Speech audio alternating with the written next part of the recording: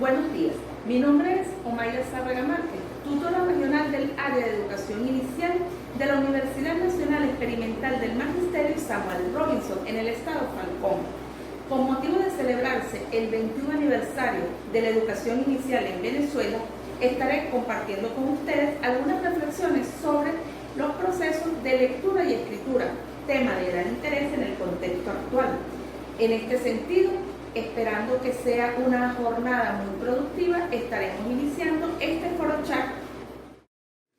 Ahora bien, quiero iniciar reflexionando con respecto a los principales errores que suelen cometerse en educación inicial cuando intentamos trabajar con los procesos de adquisición de la lectura y escritura. Algunos de ellos son, como por ejemplo, el uso de métodos obsoletos e inadecuados, pensar que los niños y niñas necesitan escribir solo para hacer una tarea, o pensar que a los 5 o 6 años es que se inicia la lectura y la escritura. Otro de esos errores que suelen cometerse tanto por representantes familiares e incluso por algunas docentes es presionar al niño en la sala de 5 años para que aprenda a leer y escribir porque ya será promovido a primer grado. El uso de estrategias tradicionales, tales como libros de aprestos, que muchas de nosotras conocemos y que sabemos que no son los más adecuados para estos procesos. Considerar que solo a través de un libro el niño aprenderá a leer y que solo con un cuaderno y lápiz aprenderá a escribir, cuando actualmente sabemos que no es así, o que no solo a través de estos medios nuestros niños podrán apropiarse de estos procesos. Otro de los errores es esperar que de la noche a la mañana el niño tenga un agarre perfecto del lápiz. Y esto trae algunas consecuencias cuando estamos trabajando el proceso de escritura y el niño no logra agarrar de manera convencional el lápiz para realizar sus trazos. Y bueno, esto lo vamos a profundizar más adelante. En esta lámina podemos observar las principales etapas por las cuales transita el niño y la niña para apropiarse del proceso de escritura. Fueron propuestas por Emilia Ferreiro y nosotras, por lo general, las trabajamos en educación inicial en nuestras planificaciones. También están muy relacionadas con las establecidas en la guía de proceso.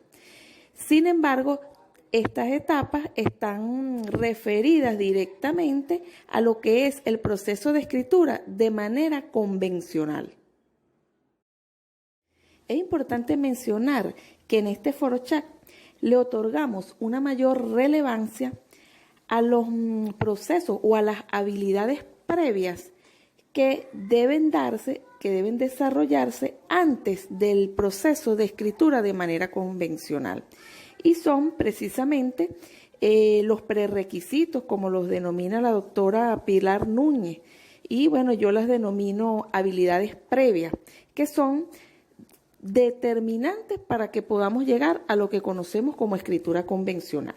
Aquí en la lámina podemos observar que una de esas habilidades previas es la postura, es decir, cómo el niño mantiene o sostiene el cuerpo, cómo se sienta, ¿verdad?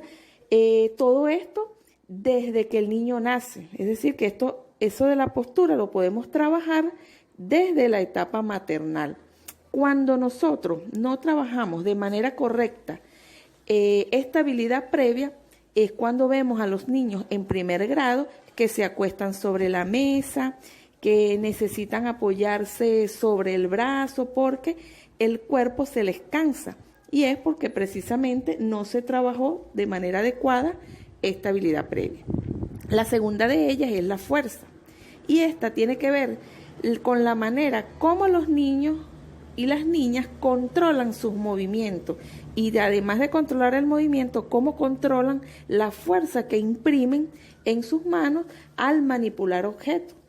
Cuando nosotros no trabajamos esta habilidad previa, nos encontramos con aquellos niños que se cansan con facilidad a realizar algunos trazos, que tienen la letra muy grande, que realizan trazos muy grandes o muy torpes, y presentan estas posibles dificultades. Y en tercer lugar, el control sensorio-motor.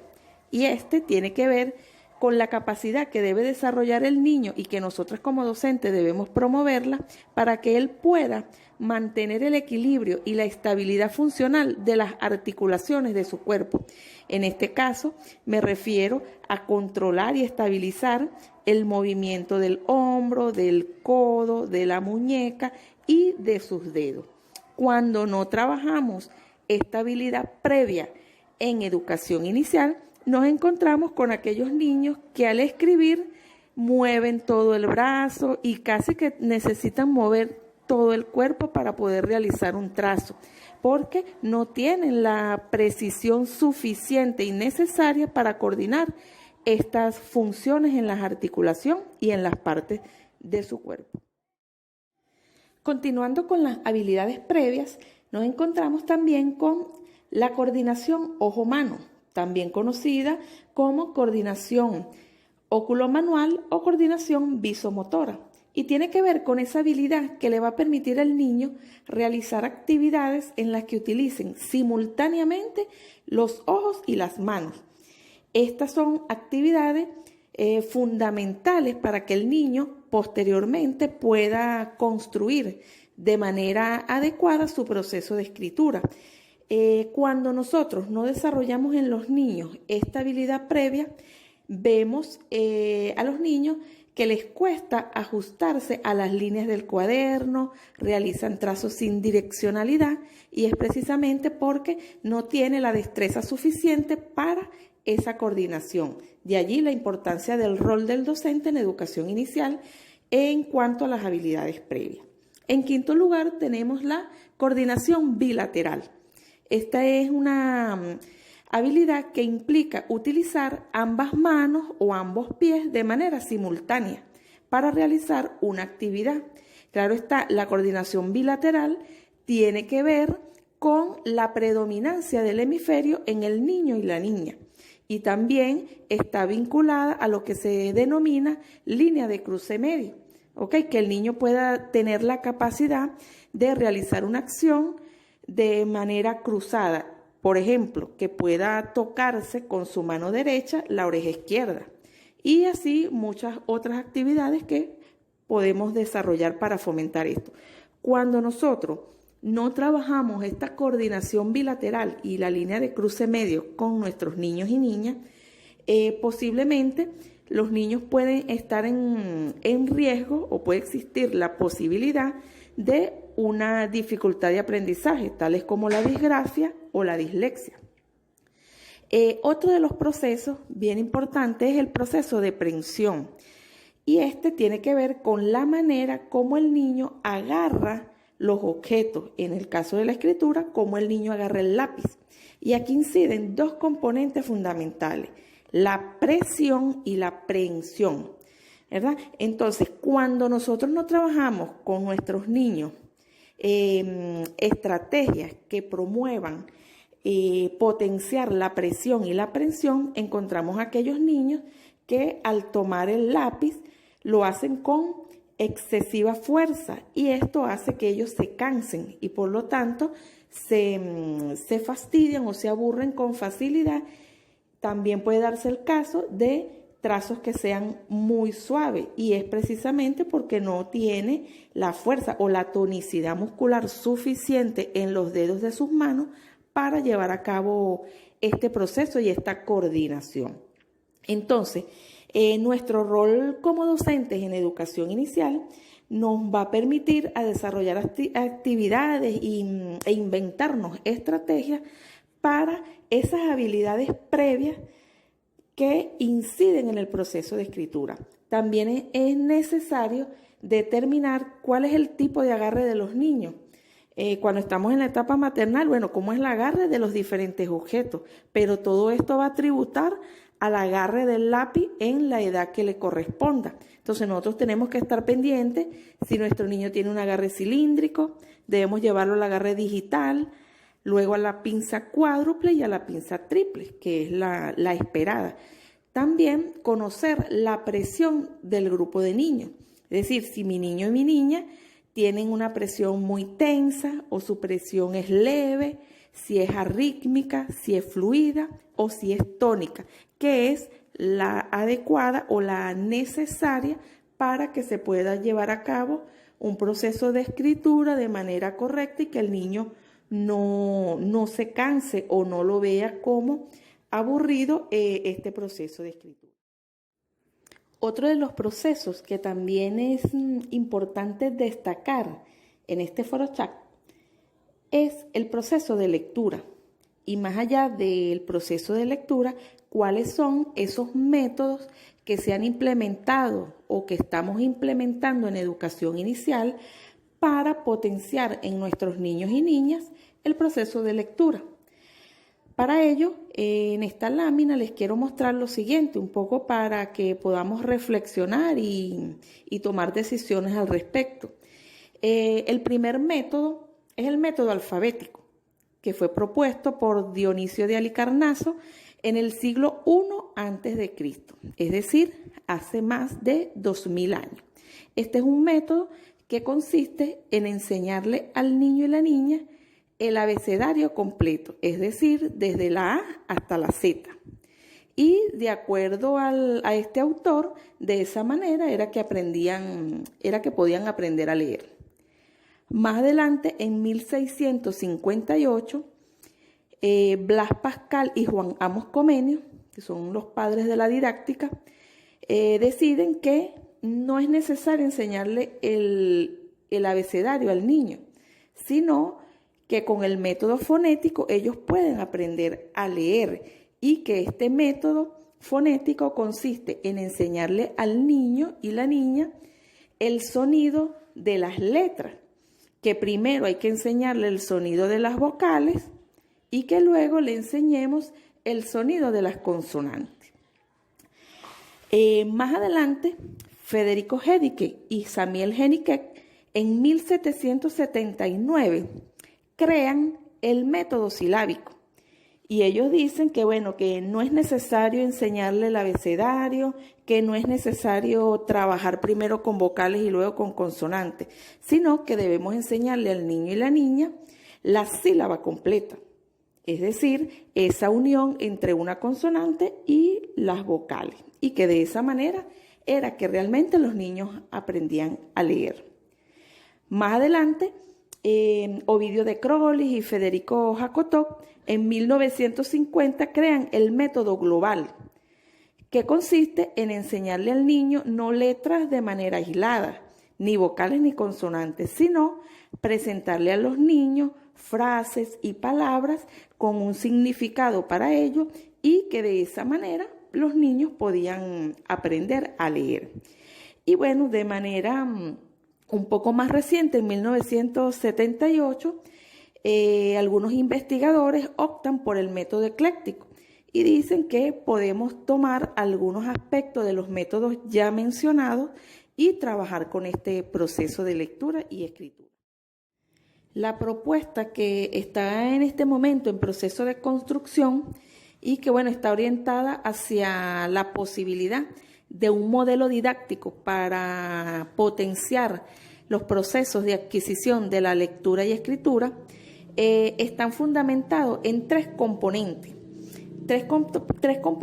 que para este modelo son totalmente determinantes para que funcione una estrategia que pretenda promover en nuestros niños y niñas la lectura y la escritura.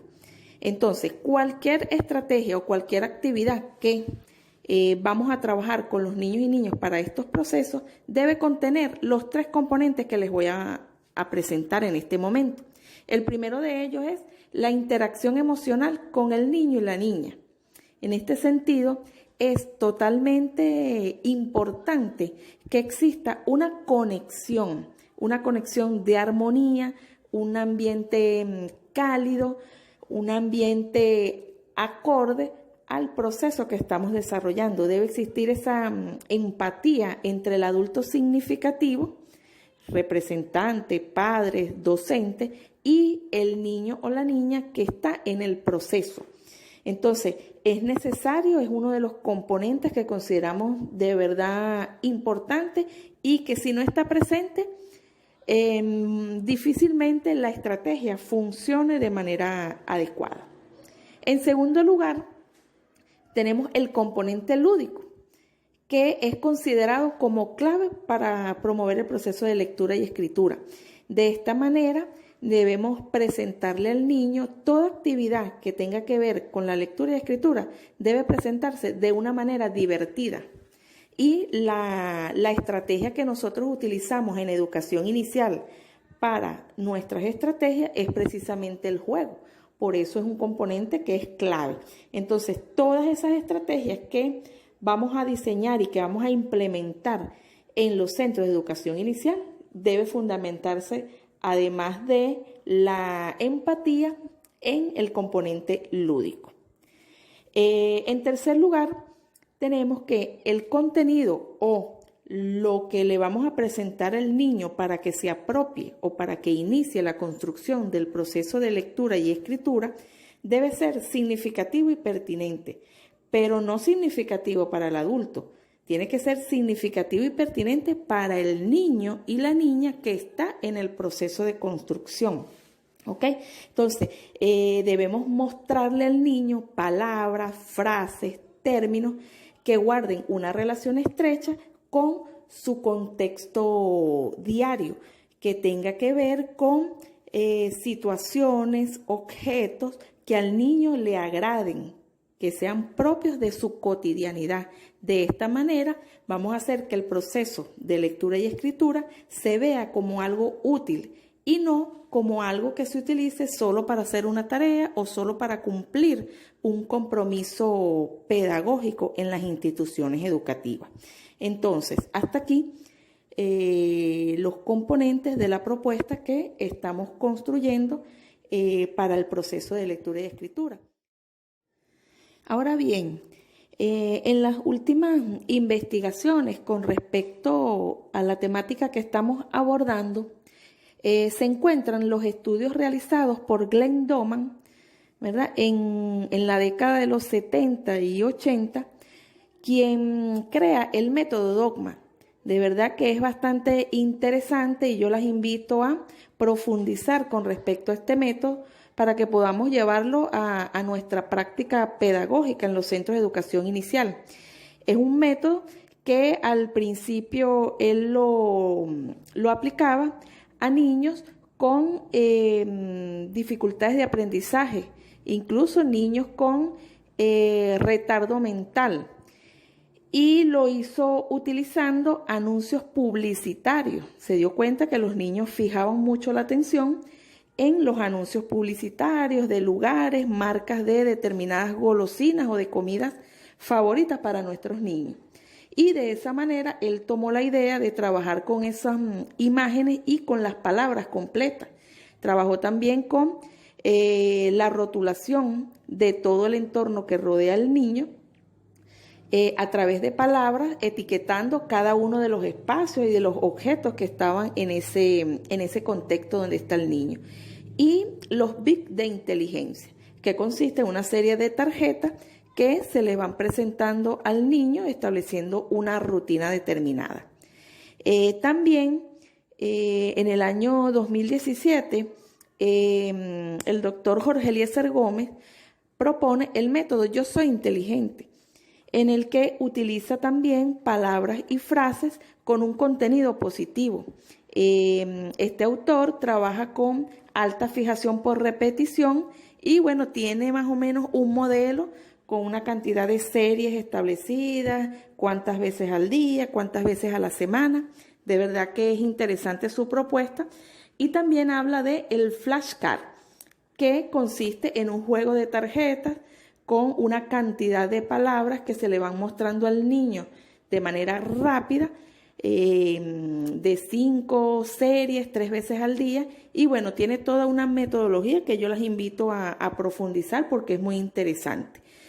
Partiendo de este sustento teórico, estoy ahorita construyendo una propuesta, un modelo didáctico para presentarlo posteriormente. Pero por ahora, bueno, solo invitarlas y recomendarles estas ideas y estas propuestas para salir un poco de esos paradigmas tradicionales, para salir de esos paradigmas que ya están obsoletos y que no responden a la realidad de nuestros niños en este momento. Hasta aquí la actividad prevista para el día de hoy, esperando que esta información pueda generar en todos ustedes la iniciativa y el interés por continuar investigando y profundizando un poco más sobre este tema. La reflexión final es que tengamos presente que nuestros niños y niñas en el contexto actual presentan otras características y avanzan a un ritmo cada vez más acelerado. Por lo tanto, no es posible que aún algunas docentes estén enseñando a nuestros niños y niñas del siglo XXI con métodos y estrategias que fueron creadas y utilizadas hace más de 300 años, e incluso con el método alfabético que tiene más de 2000 años. Muchas gracias.